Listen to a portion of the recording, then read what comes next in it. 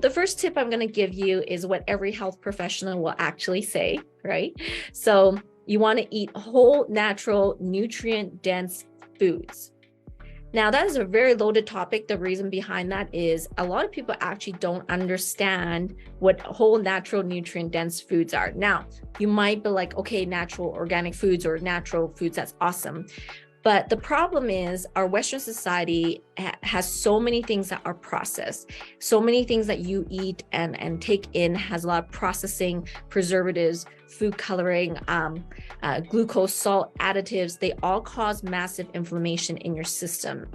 So if you don't really understand a lot of these specifics of it, you're going to run yourself into a lot of high inflammation situations, like things like what are sweeteners and sugar alcohols and different types of oils. I know we're currently teaching that in the FFF program.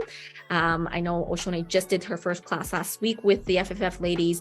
And so the whole natural foods, that is, yes, you need to eat whole natural foods, but are you conscious of all the other markers that are maybe occurring in your food that you're not even realizing that causes the inflammation in your system, right?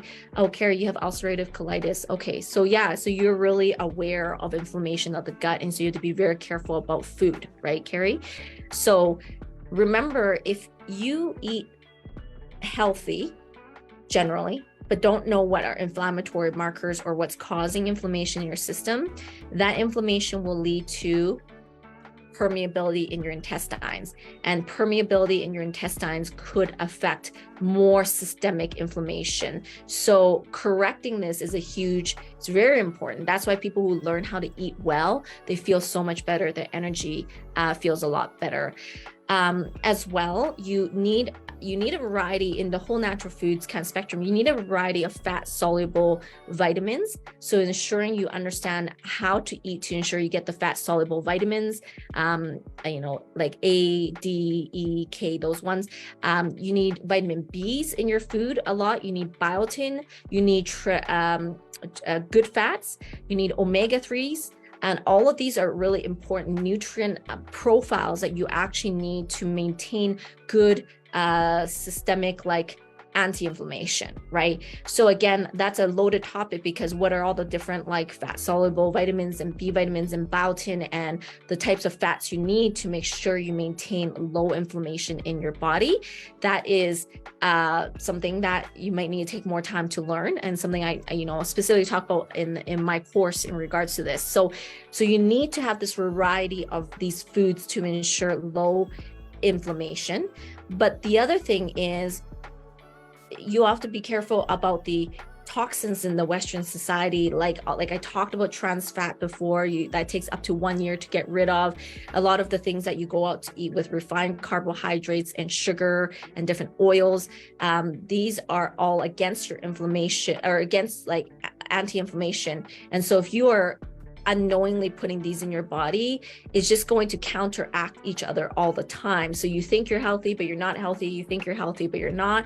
And your body and your gut is not functioning well. And again, I always say this, right? If you have no problems, your gut is functioning well, then you're doing it well. But if you are on here, you struggle with bloating, gas, poor digestion, low energy, these are all big hints around that you may be having improper balance in your food and in the nutrients there.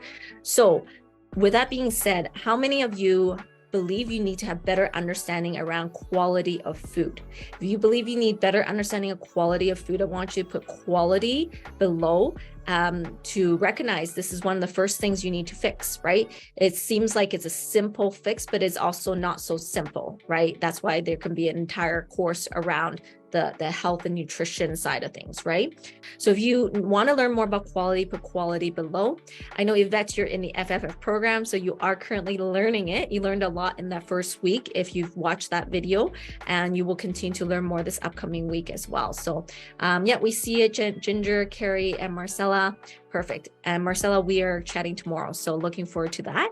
So number 2 is getting plenty of fiber. So this seems to sometimes get missed, believe it or not. I even talked to some of my clients in regards to this, because just because you do good macros does not mean you get fiber, right? You got to be conscious of your fiber intake. So women need an average of about 25 grams of fiber.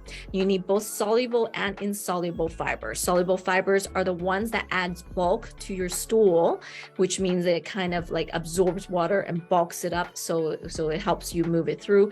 And insoluble fiber are basically like, because they can't digest it, they're like giant toothbrushes that brushes through your intestine, which is nice because you want to make sure you get out of the get rid of all the toxins. So the insoluble fibers are like massive toothbrushes that brushes out your intestine. So you need both soluble and insoluble fibers.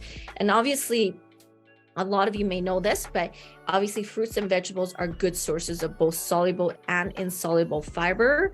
And oat and barley is an example of soluble fiber. Nuts and seeds are an example of insoluble fiber. Okay, so having a variety of these foods and nutrients is really, really important.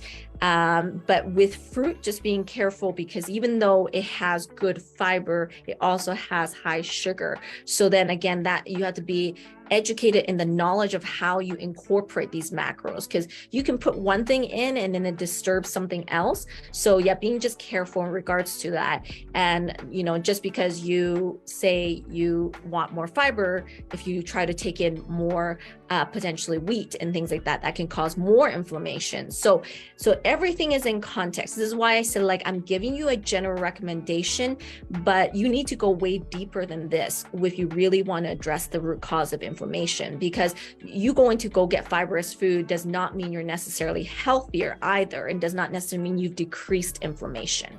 Right? So this is why context and learning deeper what each of these components mean is so important.